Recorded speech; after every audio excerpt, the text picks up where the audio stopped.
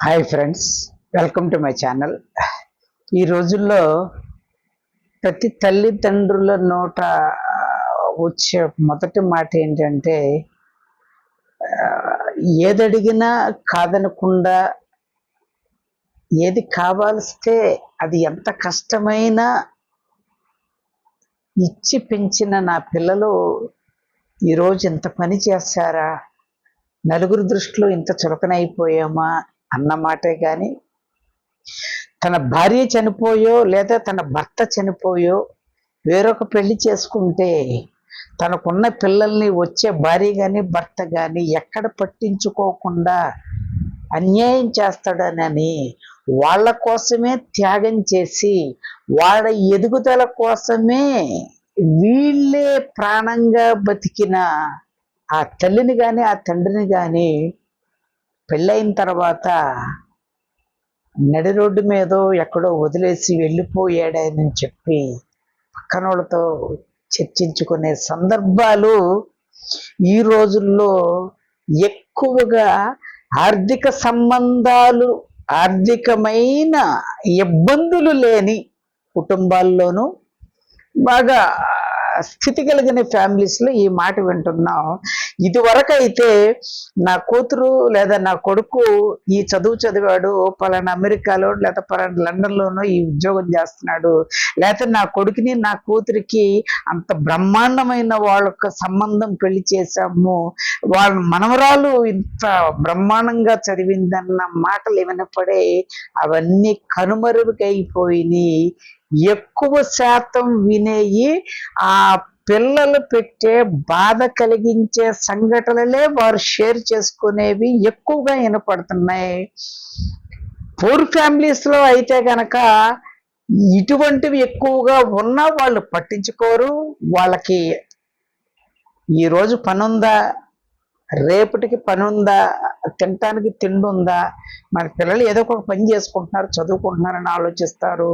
వాళ్ళ కష్టాన్ని ఎరిగిన ఆ పిల్లలు కూడా మా నాన్న మా అమ్మలాగా ఇటువంటి బాధలు పడకూడదు మేము అని చెప్పి కష్టపడి మంచి స్థితిలోకి వెళ్ళిన పిల్లలు ఉన్నారు. కొంతకాలం అయిన తర్వాత ఇప్పటి వరకు మా కోసం కష్టపడింది చాలు, ఇంకా మా దగ్గరే బతకండి చూసుకునే కూతుర్లు కొడుకులు కూడా అనేకమైన మంది ఉన్నారు, నేను చూశాను కూడా. అయితే ఈ విషయం ఎందుకు చెప్పానంటే, మనం వాళ్ళు ఇలా తయారైపోయారు అలా తయారైపోయారు అని చెప్పుకునే సందర్భంలో ఇందాకొక మాట, వాళ్ళు ఏది కావాల్స్తే అది ఇచ్చామన్నారు చూసారా, అది చాలా తప్పు.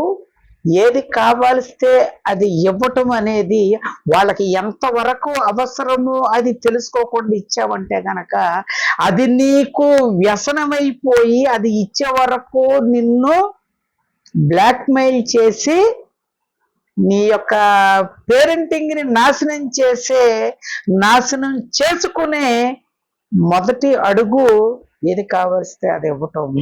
రెండవది, తల్లిదండ్రులు మా మాట వినలేదు,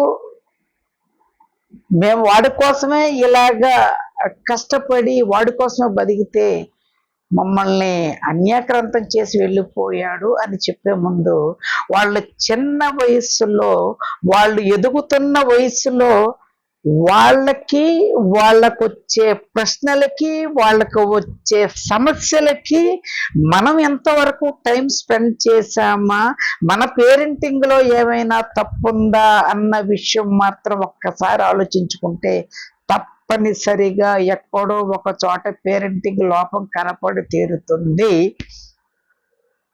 పేరెంటింగ్ లేకోకుండా మంచి పేరెంటింగ్ ఉన్నా సరే వాళ్ళు అడిగినట్టు కొని పెడితే వాళ్ళు మనం చెప్పినట్లే వింటారు అనుకొని ఆ లోపల ఉన్న వాళ్ళ యొక్క బాధని భయాన్ని వీటి ఇచ్చి వీటి ద్వారా నొక్కి పెడదామని చూస్తే ఎప్పుడో ఒకసారి బరస్ట్ అయిపోతుంది. అది కూడా పేరెంటింగ్ లోపమే. అయితే ముఖ్యంగా ఎదుగుతున్న పిల్లలకి ఈ సమాజంలోకి అప్పుడే అడుగు పెడుతూ అనేక మంది వ్యక్తులను, అనేక మంది సమూహాలను, అనేకమైన ప్రదేశాలు చూస్తూ ఉన్న ఆ పిల్లలకి ఏది కొత్తగా కనపడద్దో అది ఆకర్షించబడుతుంది. ఆ ఆకర్షించిన దాంట్లో తప్పొప్పులు ఏదో చెప్పవలసిన బాధ్యత మాత్రం తల్లిదండ్రులదే. ఒక వయసు వచ్చిన తర్వాత తప్పనిసరిగా వస్తాయి. అయితే ఈ రోజుల్లో నిజంగా మనం పిల్లలకి అంత టైం స్పెండ్ చేస్తున్నామంటే తప్పనిసరిగా చేయట్లేదు, నో డౌట్ ఎట్ ఆల్. స్కూల్కి పంపించేస్తాం పొద్దున్నే లెగిసి, వీలుంటే అటు నుంచి అట్టే స్నాక్స్ తినేసి ప్రైవేట్కి వెళ్ళిపోతాడు. ఇంటికి వస్తాడు, వచ్చిన తర్వాత వాడికి ఏదో తిని హోంవర్క్లు రాసుకొని కంపల్సరిగా సెల్ ఫోన్ తీసుకుంటాడు. వాడు మళ్ళా అవి ఇవి అడుగుతాడు, ఇసుకెత్తాడని చెప్పి అమ్మాయినా అబ్బాయి అయినా ఫోన్ ఇచ్చేస్తాం, వాళ్ళు ఆ పని చూసుకుంటారు, పడుకుంటారు. మనకి డిస్టర్బ్ లేకోకుండా గడిచిపోతుంది అనుకుంటాం. ఇది చిన్నప్పటి వరకు అయితే ఓకే. అయితే పెద్ద అయిన తర్వాత తల్లికి ఒక ఫోను, తండ్రికి ఒక ఫోను, ఏమీ లేదు అందులో. పెద్ద బిజీ అయినా ఇదేముండదు. బిజినెస్ పరంగా అయితే okay, but we have to spend some time for our kids. Because మనమంటే ఒక పరిణితి చెందిన వాళ్ళం, వాళ్ళు పరిణితి చెందుతున్న వాళ్ళకి కాబట్టి ఏది ఎక్కడ ఆకర్షించబడుతుందో అక్కడికి వెళతాక చూస్తారు.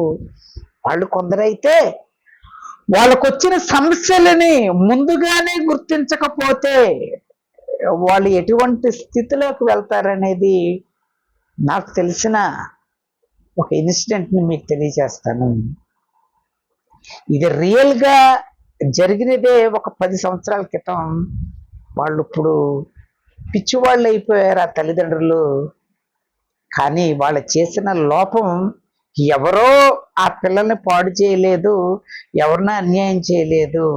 ఆ తల్లిదండ్రులు ఒకళ్ళ మాట ఒకళ్ళు నా మాటే వినాలి, నా మాటే వినాలి అన్న ఇగోకు పోయి పిల్లల మాట వినటం పట్టించుకోనందువలన శూన్యమైపోయిన కుటుంబం గురించి చెప్పాలని అనిపించింది.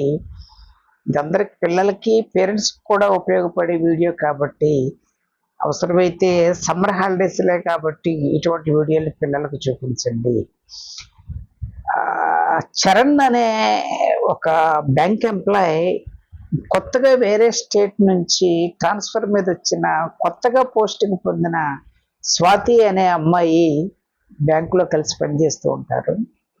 ఈ స్వాతి అనే అమ్మాయికి వేరే స్టేట్ నుంచి ఇక్కడికి వచ్చినందువలన, భాషా లోపం వలన, కొత్త ఉద్యోగం వలన, తన యొక్క అనారోగ్యంతో ఉన్న తల్లిని చూసుకుంటాం వలన, తండ్రి లేరు, చూసుకొని రావటం వలన ఆ యొక్క అడ్జస్ట్మెంట్ చేసుకోలేని అసహనం అంత కోపంగా చూపించి కస్టమర్ల మీద కూడా కొంచెం దురుసుగా మాట్లాడటం, 2-3 సార్లు ఏకవచనంతో మాట్లాడటం అవన్నీ జరిగినాయి.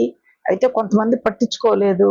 కానీ ఎప్పుడు ఒకేలాగా ఉండవు కాబట్టి రోజులు ఇది వరకు బ్యాంక్ దగ్గరికి, మేనేజర్ దగ్గరికి వెళ్ళాలంటే మనకి ఎంట్రన్స్ ఉండేది కాదు, అంత కింద స్థాయి ఉన్న వాళ్ళ దగ్గరికి.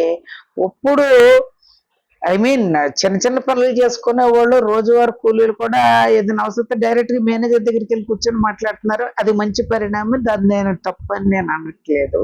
అటువంటి సిచ్యువేషన్ ఈ అమ్మాయికి ఒకరోజు అనుకోకుండా ఏకవచనంతో మాట్లాడటం వల్ల అతను పెద్ద రభస చేసి బ్యాంకులో కేకలు బొబ్బులు ఏమైనా మాట్లాడటం, ఈ అమ్మాయి కూడా మాట్లాడేయటం, కస్టమర్లంతా బ్యాంక్ స్తంభించిపోయేటప్పటికీ ఈ చరణ్ అన్న అతను కొంచెం లేట్గా వస్తాడు. బ్యాంక్ వచ్చినమ్మంటే తను ఎలాగలాగ మేనేజ్ చేసి ఆ గొడవంతా సర్దుమణిగేలాగా చేసి వాళ్ళు పంపించేస్తాడు.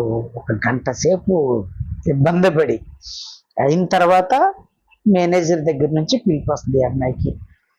వెళ్ళిన తర్వాత జరిగిన మొత్తం అంతా చూసి, నాకు దీని మీద ఎక్స్ప్లెనేషన్ కావాలి, నీలాగే ఇలా గొడవలు పడేవాడితే బ్యాంక్ కస్టమర్లు ఎవడో రారు, ఉన్నవాడు కూడా వెళ్ళిపోతారు, నేను వేరే స్టేట్కి పంపించేద్దాం అనుకునేటప్పటికి ఆ అమ్మాయి ఏడ్చుకుంటూ, సార్ నా బాధ ఇది, నా ప్రాబ్లం ఇది, నేను అలా అనలేదని అని చెప్తా ఉంటే ఒక్కళ్ళు కూడా సహాయం చేయరు ఆ అమ్మాయికి. మరి ఎవడు సపోర్ట్ ఇస్తాడు ఇలా గొడవలు పడే వాళ్ళకి? సరే చరణ్ అన్న అతనే వెళ్ళి, సార్ పాపం వేరే స్టేట్ నుంచి వచ్చింది అయ్యి అంటున్నారు అని ఇలా మాట్లాడటం తప్పే. ఇక నుంచి ఏదన్నా అయితే నేను కొంచెం గైడ్ చేస్తూ ఉంటాను లేండి సార్ అని చెప్పి మేనేజ్ చేయటం ఆ అమ్మాయికి అంటే ఒక రకమైన అభిమానం ఏర్పడితే ఒకరోజు అడుగుతారు, ఎందుకండి మీరు ప్రతిదానికి ఎంత అసహ్యం ఫీల్ అవుతారంటే, ఇదండి నా పొజిషన్, కొన్ని జాబ్లో ఇవి తెలియనప్పుడు, ఇది ఏం చేయాలో తెలియనప్పుడు ఒక రకమైన భయం లాగా రావటం, అది ఒక కోపంలా అసహనం లాగా రావటం.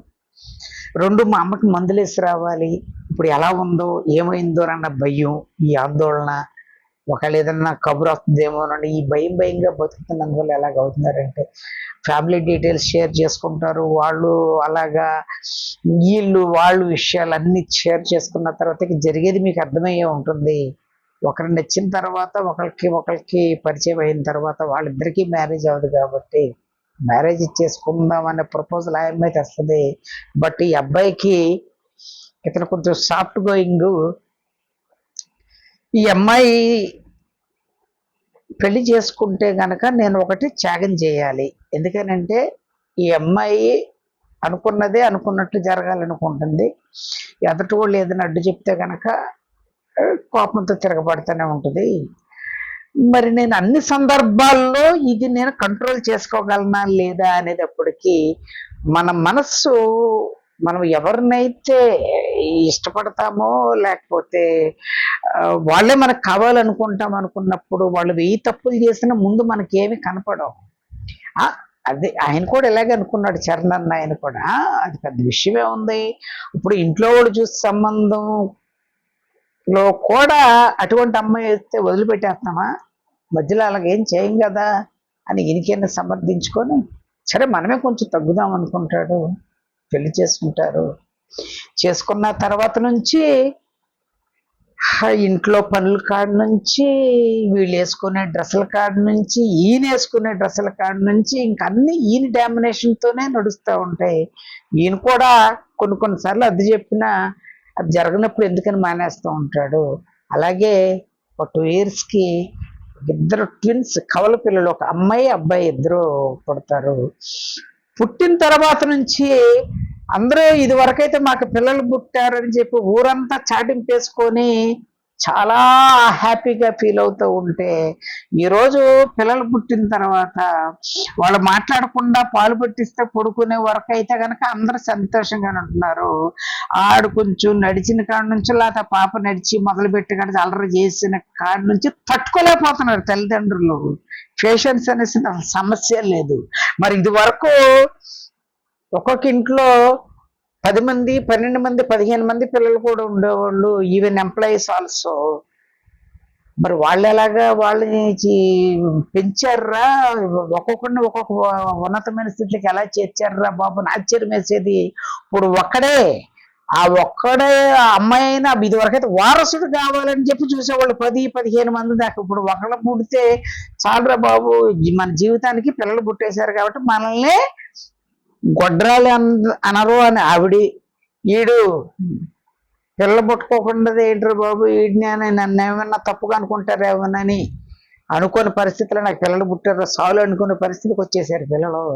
అలాంటిది వీళ్ళకి కవల పిల్లల తర్వాత ఇద్దరిని చూసుకొని వాళ్ళ అమ్మని చూసుకొని మళ్ళా ఈయన పనులు ఇంటిమించుగా లేడీస్ అనగానే పాపం భర్త పనులు, వాళ్ళు ఎక్కడికి వెళ్ళి వచ్చినా బయటికి వెళ్ళి వచ్చినా ఏది చేసి వచ్చినా మళ్ళీ ఇంటికి వెళ్ళి వచ్చిన తర్వాత మళ్ళీ ఇంటికి వచ్చిన తర్వాత తినే కాడ నుంచి భర్త ఆయనకి అవసరాల కాడ నుంచి చేసేది మాత్రం ఆడవాళ్ళే. అందులో మాత్రం ఒప్పుకొని తీరవలసిందే. ఇటువంటి సందర్భంలో కోపడినా ఏదన్నా చేసినా వాళ్ళ సహకారం లేనిదే మగవాడు మాత్రం ఈ unable to run the family. ఆడవాళ్ళు లేకపోతే ఫ్యామిలీ రన్ చేయడం అనేది అసలు జరగని పని. అలాగే మరి ఆ ఇద్దరిని పెంచడం వల్ల ఇంకా గొడవలు, మాటకి ఈయన ఒక మాట అంటే నాయకుడు ఒక మాట అంటాం. ఈ చిన్నపిల్లలుగా వెతుకుతున్న వీళ్ళు ఎప్పుడు లెగిసినా పొద్దున్నే లేచేటప్పటికి తల్లిదండ్రులు ఏదో ఒక విషయం మీద పోట్లాడుకుంటూ ఉంటమే ఉంటారు. వాళ్ళ స్కూల్కి వెళ్ళిపోతారు, అక్కడికి వెళ్ళిపోతారు. మళ్ళా సాయంత్రం ఇంటికి వచ్చిన తర్వాత నైట్ వాళ్ళ డ్యూటీ నుంచి వచ్చిన తర్వాత ఆఫీస్లో జరిగిన విషయాల గురించి వీళ్ళింట్లో గొడవ పెట్టుకుంటాం. వీళ్ళు ఈ స్కూల్లో జరిగిన ఇన్సిడెంట్లు చక్కగా వాళ్ళతో షేర్ చేద్దాం అనుకుంటుంటే రేపు ఇందాలరా పడుకో, అమ్మ రేపు ఇందాల పడుకో, ఇలాగ నిర్లక్ష్యం. చిన్న పాయింటే మనకి వాళ్ళకి చాలా పెద్ద పాయింట్. అదేంటి, నేను ఇంత హ్యాపీగా మా మమ్మీకి మీ డాడీకి చూపిద్దాం అనుకుంటే వాళ్ళు ఏంటి ఇలా పక్కన పెట్టారు అన్న మచ్చ వాళ్ళకి ఇక్కడ ఉండిపోద్ది. అది పెరిగి పెద్దది అవుతుంది ఆ పిల్లలకి. వీళ్ళు మాత్రం గ్రహించట్లా.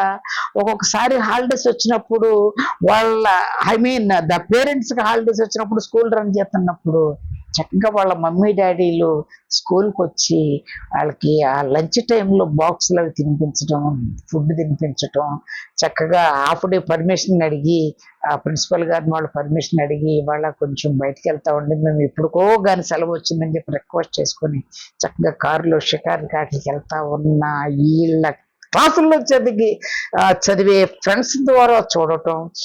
వీళ్ళకి పొద్దున్నే ఆటోలో వస్తారు, ఇంటికి వెళ్ళిన తర్వాత ఆయే చూసేది. వీళ్ళు వచ్చే వరకు ఆ మా అమ్మ ఉంటుంది కాబట్టి వాళ్ళ దగ్గర ఉంటారు, లేకపోతే ఏదైనా అవసరం అయితే ఆయనే వాళ్ళ ఇంట్లో పెట్టేశారు. ఇంకా తల్లిదండ్రులుగా వీళ్ళు ఉన్నారు, అవసరాలు తీర్చే వాళ్ళుగా వాళ్ళు ఉన్నారు. But the children are not feeling happy with their parenting. తల్లిదండ్రులు చూపించే పేరెంటింగ్ వల్ల వాళ్ళ ఇష్టం మాత్రం లేదు. సరే అలా గడిచిపోయి వాళ్ళకి యుక్త వయసు వచ్చే ఏజ్ వచ్చిన తర్వాత కరెక్ట్గా దీనికి వేరే స్టేట్స్ ట్రాన్స్ఫర్ చేసేస్తారు బ్యాంకులో ఎన్ని కామనే. అందువల్ల నెలకు ఒకసారి రావటమే కష్టం, బట్ సెలవులు పెట్టుకుని వస్తూ ఉండేవాడు. అలాగే ఒకరోజు పాప బాబు ఇద్దరు వీళ్ళ అమ్మ దగ్గర చదువుకుంటా ఉండేవాళ్ళు. పాప ఒకరోజు బాగా నాకు కడుపు నొప్పి వస్తుందమ్మా అని చెప్పి అంటే సరే అని చెప్పి పిల్లలు యుక్త వయసుకు వచ్చారు అని చెప్పాను కాబట్టి ఆడపిల్లలకి రకరకాలైన సృష్టి కల్పించిన కార్యాలన్నీ నెరవేరాలంటే కొన్ని సమస్యలు అప్పటి నుంచే స్టార్ట్ అవుతూ ఉంటాయి. కడుపులోని పనంగానే ఇంక వాళ్ళమ్మ ఆడావిడే అవన్నీ భరించిన ఆవిడే కాబట్టి మెడికల్ షాప్కి తీసుకెళ్ళి ఏదో ఒక ట్యాబ్లెట్ ఇస్తే 2 రోజులు వాడండి అమ్మా అంటే ఎందుకన్నా మంచిది ఒక షీట్ ఉండని చెప్పి ఇంట్లో పెట్టుకుంటుంది. అది ఇచ్చిన తర్వాత తగ్గిపోయేది. మళ్ళా ఒక వారం ఏమైన తర్వాత మళ్ళా వస్తుందని చెప్పేది. ఒకరోజు వాళ్ళ నాన్న ఫోన్లో మాట్లాడుకున్నప్పుడు స్కూల్కి వెళ్ళలేదని చెప్తుంది. ఏనా అమ్మా ఎందుకు వెళ్ళలేదమ్మా అని అంటే డాడీ నాకు మొన్న ఒకసారి కడుపులో నొప్పి వచ్చింది, అమ్మ మెడికల్ షాప్కి వెళ్ళి ట్యాబ్లెట్లు తీసుకొచ్చాం, అది వాడితే తగ్గిపోయింది. ఈరోజు కూడా వేసుకున్నాను, అయితే పొద్దున్న వేసుకున్నా తగ్గలేదు, మళ్ళీ మధ్యాహ్నం కూడా వేసుకున్నానంటే మరి హాస్పిటల్కి వెళ్ళలేదమ్మా అంటే అమ్మంది నేను పెద్దవాళ్ళు అయ్యేటప్పుడు ఇవన్నీ కామనే వస్తాయిలమ్మా నేను చూసుకుంటానులే అందంటే సరే మీ అమ్మకి ఫోన్ అంటాడు. తీసుకున్న తర్వాత ఏంటి స్వాతి అమ్మాయికి బాగోలేదంట కదా అని అంటే అవును చెప్పింది కాబట్టి మీతో మళ్ళా నేను దాన్ని మళ్ళీ వివరంగా చెప్పాలంటే అలా కాదు, పిల్లలకి కడుపులో నొప్పి అంటే దేనివల్ల తెలుసుకోవాలి కదా, ఒకసారి హాస్పిటల్కి తీసుకెళ్ళిపోయావా అంటే ఏది తీసుకెళ్లాలో ఏది తీసుకెళ్ళకూడదో నాకు తెలుసండి, ఇటువంటి కడుపులో నొప్పులు ఎన్ని వస్తానే ఉంటాయి, తీసుకెళ్తాను, నాకు ఖాళీ ఉండాలి కదా, ఎక్కడ నాకు ఈ పని చూసుకోవాలి ఆడి పని చూడాలి, మీరు వెళ్ళారనే పేరే కానీ మీరు వేరే చోట ఉంటారనే కానీ మీరు వెళ్ళిన తర్వాత 3 అంతల పని నన్ను నెత్తి మీద పెట్టి వెళ్ళారు, ఈ పిల్లలు రావటం వీళ్ళు ఇసుకిప్పుడు వీళ్ళకేమో అవి అంటారు ఇవి అంటారు, బజార్కి తీసుకెళ్ళమంటారు ఇక్కడికి తీసుకెళ్ళమంటారు అని ఒక చాట భారతం ఎత్తేటప్పటికి ఎప్పుడు అర్థం చేసుకుంటుందిరా పిల్లలు అర్థమైన తర్వాత ఇంత అయిన తర్వాత కూడా అర్థం చేసుకోలేకపోతుందని చెప్పి సరే నువ్వు ఒక పని చేయి, నువ్వు కుదరదంటున్నావు కాబట్టి నేను సెలవు పెట్టుకోనన్నా వచ్చేస్తాను నెక్స్ట్ వీక్, నువ్వు హాస్పిటల్ విషయంలో మాత్రం ఎట్టి పరిస్థితుల్లో నెగ్లెక్ట్ చేయకూడదు అని చెప్పి అంటాం. సరే అలాగే ఏదో ఒకటి చేద్దరు కానీ అని చెప్పి ఆవిడ కూడా అసహనంగా ఫోన్ పెట్టేయటం. తర్వాత రోజు పొద్దున్నే వాళ్ళ భార్య నుంచి ఫోన్ రావటం, అమ్మాయికి అసలు బాగోలేదండి అని ఏడ్చుకుంటూ హాస్పిటల్ అడ్మిట్ చేసామంటే ఏమైందంటే అదే ఆ కడుపు నొప్పి రాత్రి అంతా తగ్గలేదు, మీకు ఫోన్ చేశాను మీరేమో లిఫ్ట్ చేయలేదంటే ఆయనేమో పాపం ఛార్జింగ్ పెట్టి పడుకుంటున్నాడు. ఏం చేశాడు ఆయన అప్పటికప్పుడు పరిగెచ్చు వచ్చేయటం కాదుగా వేరే స్టేట్లో ఉంటే గుండె ఆగిపోద్ది ఒకేసారి. పిల్లల్ని పెంపకం వేరు, వాళ్ళని కొడతం వేరు, తిడతం వేరు. వాళ్ళకి అనారోగ్యం వచ్చినప్పుడు ఎంత కఠినాత్ములైనా తల్లులైనా తండ్రులైనా విలవల్లాడిపోతారు. అది మాత్రం అక్క వెంటనే ఆగమేఘాల మీద కారు కొట్టించుకుని ఇంటికి వస్తే రావటం, అక్కడికి వెళ్ళిన తర్వాత ఆ పిల్ల నిర్జీవంగా పడి ఉంటుంది, నోటంటి బ్లడ్ వస్తూ ఉంటుంది. డాక్టర్ని అడిగేటప్పటికి మీరు చాలా లేట్ చేశారండి, ఎప్పటి నుంచో పాపం ఈ పాపకి గైనిక్ ప్రాబ్లం వల్ల చిన్న క్లాట్ ఏర్పడింది, అది మీరు ముందు వైద్యం చేయించుకొని ఉంటే నయమైపోయేది, అది క్యాన్సర్గా మారింది, ఇంకా మనం ఏమీ చేయలేమనేటప్పటికి ఇద్దరు కుప్పగూలిపోతారు. కుప్పగూలిపోయి ఆ సిచ్యువేషన్ చూసి వాళ్ళు ఏం చెయ్యాలో తట్టుకోలేని స్థితిలో అప్పుడు ఆ అమ్మాయి వాళ్ళ ఆవిడ అంటది, అయినా మీరైనా పిల్లకి బాగోతుందో లేదో తెలుసుకున్నప్పుడు ఆ రోజు చెప్పినప్పుడు వెంటనే వచ్చి హాస్పిటల్కి తీసుకెళ్ళద్దు అనేటప్పటికి హాస్పిటల్ అందరి ముందు లాగిపెట్టి ఒక్కడు కొడతాడు. పళ్ళు రాలలేదు కానీ తలలో ఉన్న పెంచి మొత్తం దిగిపోద్ది.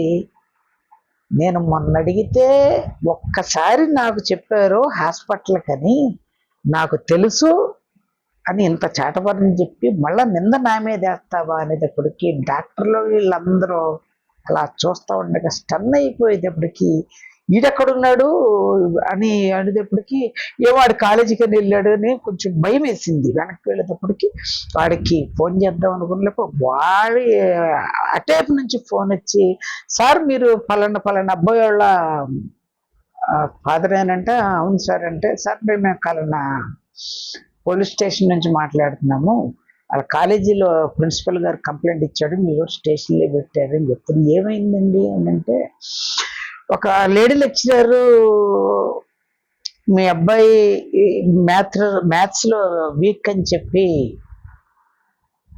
మందలించడం జరుగుతుందంట, అందరితో పాటు చెప్పిన తర్వాత ఇతను కూడా ప్రత్యేకంగా ఎరా నీకు అర్థమైందా అని కూడా అడుగుతుందంట రెండవసారి. అలా అడగటం వీడికి నామోష్ అయ్యి నన్నే టార్గెట్ చేసిందిరా అని చెప్పి ఆవిడ ఇంటికి వెళ్తూ ఉండగా ఒక రాయి పెట్టి ఇసిరటం, ఆవిడ తలకి తగలటం, ఆవిడ అపస్మారక స్థితిలో ఉంది. ఆ లెక్చరర్ గారు అందుకోసం అరెస్ట్ చేశారు. ఏం మాట్లాడతాడు? ఒక పక్కన పిల్ల 1 గంటలో చనిపోద్దో 2 గంటల్లో చనిపోద్దో తెలియదు. ఇప్పుడు నేను ఎక్కడ ఉండాలా? ఆవిడ దగ్గరికి వెళ్ళి స్టేషన్కి వెళ్ళి విడిపించుకొని వద్దామంటే ఆవిడ ఒకవేళ చనిపోతే నాకు కొడుకు ఏమైపోతాడా అని ఇద్దరు ఆలోచనలో పడ్డారు. కానీ అప్పటికి మనం చేయగలిగేదంతా అయిపోయింది. మై డియర్ ఫ్రెండ్స్, ఆ ముగింపు ఏంటనేది చెప్తే ఇంకొక గంట పడద్దు కాబట్టి ఆ సిచ్యువేషన్ రావటానికి కారణం ఏంటనేది ఫైనల్గా నేను చెప్పి ముగిద్దాం అనుకుంటున్నాను. పిల్లలు వాళ్లకు వచ్చిన సమస్యని మనం ఫస్ట్ ప్రయారిటీగా గనక ఇస్తే 99% ఎవరు చెడిపోటానికి ఆసక్తి చూపరు. అండ్ వాళ్ళు ఏం చేస్తున్నారు, వాళ్ళు ఎటువంటి ఫ్రెండ్స్తో తిరుగుతున్నారు, వాళ్ళ ఇంటికి వచ్చిన తర్వాత వాళ్ళ దినచర్య ఏంటి, వాళ్ళ ఫోన్లో ఏం చూస్తున్నారు, ఇటువంటివన్నీ నిఘా పెడతాం కాదు, డైరెక్ట్గా అడిగి తెలుసుకోవాల్సిందే. అండ్ పిల్లలు ఉండగా చిన్న పిల్లలుగా ఉన్నప్పుడు ఆ పిల్లల ముందు ఎప్పుడైతే మనం శత్రువుల్లాగా పోట్లాడుకుంటామో, పిల్లలు పెద్ద అయిన తర్వాత గొడవలు పడతాం అనేది సహజం. ఎందుకంటే వాళ్ళు కూడా అలవాటు చేసుకుంటారు. ఏం అలవాటు చేసుకుంటారు? గొడవలు పడినా మళ్ళీ ఎలా అడ్జస్ట్ అవ్వాలి, మా అమ్మ నాన్నలు గొడవలు పడినా ఎలా అడ్జస్ట్ అవుతున్నారు అన్నది నేర్చుకోవటానికి ఒక వయసు వచ్చిన తర్వాత వాళ్ళ ముందు గొడవ పడినా తప్పు లేదు, బట్ వాళ్ళు ఎదుగుతున్నప్పుడు పసి హృదయాల్లో ఉన్నప్పుడు పసి మనసులతో ఉన్నప్పుడు వాళ్ళని గనక వాళ్ళ మనస్సుని చిన్న వైట్ పేపర్ మీద ఒక బ్లాకింగ్ తో మచ్చ ఎలాగైతే పెడతామో ఆ ఒక మచ్చజాలు వాళ్ళ జీవితాన్ని నాశనం చేసేయటానికి. అండ్ నీ మాటే విను, నా మాటే వినాలి, నా మాటే వినాలంటే పిల్లలు ఎవరి మాట వింటారు? ఒకసారి ఆలోచించారా? ఎవరి మాట వింటారు చెప్పనా నేను? వాళ్ళ ఏజ్ గ్రూప్ లో ఉన్న వాళ్ళ ఫ్రెండ్స్ మాట వింటారు. వాళ్ళేదో పెద్ద అన్ని చదివేసిన వాళ్ళలాగా వాళ్ళకి తెలిసిన మిడిమిడి జ్ఞానంతో ఉన్న వాళ్ళు ఎక్కడో నేర్చుకున్న విషయాలు ఏరా అని చెప్తారు. అంతకీ తెలియకపోతే ఇద్దరు కలిసి ఫోన్ ఉంది కదా మనకి, చక్కగా గూగుల్లో కానీ మెటాలో కానీ ఏఐలో కానీ చెక్ చేసుకుంటారు. వాళ్ళ అడిగిన దానికి అనవసరమైన 1,90,000 వివరాలు వీళ్ళకి వచ్చి వాటిని వెంటబడేలాగా చేయటం అనేది ఖాయం. అందుకోసమనే ఫ్రెండ్స్తో ఉండొచ్చు, ఎంతవరకు అంతవరకే. ఇంటికి వచ్చిన తర్వాత బుక్స్ అవతల పడేసి ఫ్రెండ్స్తో షికార్లకి వెళ్ళిపోయి అక్కడికి వెళ్ళిపోయి వాళ్ళతోనే తిని వాళ్ళ ఇంట్లో పడుకొని వాళ్ళ ఇంట్లోనే ఉంటున్నారంటే గనక మీ పిల్లలు డేంజర్ జోన్లో ఉన్నట్టే. ఇది మస్ట్ అండ్ షుడ్. బట్ ఏదైనా సరే అందరూ బాగుండాలి, అందులో మనం ఉండాలి. మనం కంటే మన పిల్లలు ఉండాలి. ఎందుకనంటే రేపు భావి భారత పౌరులుగా తయారయ్యే వాళ్ళు మన పిల్లలే. సో అందరూ మన పిల్లలుగానే ట్రీట్ చేయమని నేను అంటలేదు, కానీ అందరినీ ఎవరి ఫ్యామిలీలో వాళ్ళని వీళ్ళే నా యొక్క ఆస్తి అనుకుని గనక మనం సక్రమంగా పెంచటం కాదు, వాళ్ళు చెప్పింది విని ఏది అవసరమో అది వాళ్ళకి తీర్చి ఒక వయసు వచ్చిన తర్వాత వాళ్ళు వదిలేస్తే తారాజువ్వులాగా దూసుకెళ్ళిపోతారు. కానీ చిన్న చిన్న బ్రేక్లు వచ్చిన వాళ్ళే వాటిని కట్ చేసుకొని వెళ్ళిపోతారు. కానీ ఇందాక జరిగిన 2 ఇన్సిడెంట్లో మా పాప చేసిన తప్పు లేదు, ఆ కొడుకు చేసిన తప్పు కూడా ఏమీ లేదు. తల్లి ఆ ప్రెస్టేషన్లో ఆడు పట్టించుకుంటూ మారింది. ఇందాక నేను చెప్పినట్టు ఆడు ఫ్రెండ్స్తో తిరిగాడు. తిరిగిన తర్వాత నన్నే టార్గెట్ చేస్తుందని అవమానం పెట్టుకున్నాడు. అదే వాళ్ళ తల్లో తండ్రో మాటినుంటే అదేముందిరా నువ్వు పాస్ అవుతావని చెప్తుందిరా లెక్చరర్ అన్నా చెప్పేవాళ్ళు. కానీ నన్ను హేళన చేస్తుంది, ఇంతమంది అబ్బాయిల ముందు నన్ను అంటదని చెప్పి రాయబెట్టి కొట్టేశాడంటే ఆడు ఇంటర్మీడియట్ ఆ వయసులో కొట్టాడంటే పెద్ద ఇంత ఎంతమంది తల్ల పగలు కొట్టేస్తాడో ఒక్కసారి ఆలోచించండి. ఒక్కసారి ఈ వీడియోని పిల్లలకి ఉపయోగపడాలని చేశాను కాబట్టి, అందరూ బాగుండాలని చేశాను కాబట్టి, పేరెంటింగ్ టిప్స్ అది ఎక్కడో నేర్చేసుకోవక్కర్లేదు. వాళ్ళు చెప్పిన మాట మనం విని వాళ్ళకి గౌరవం ఇచ్చి వాళ్ళకి అవసరమైనంత వరకు చేస్తే కనుక దట్ ఈస్ గుడ్ పేరెంటింగ్. ఆ గుడ్ పేరెంటింగ్ ఉన్న ప్రతి పిల్లలు భావి భారత పౌరులే. మన పేరు కాదు, మన దేశాన్ని పేరు కూడా నిలబెట్టే మంచి వ్యక్తులుగా తయారవుతారు. Thank you very much.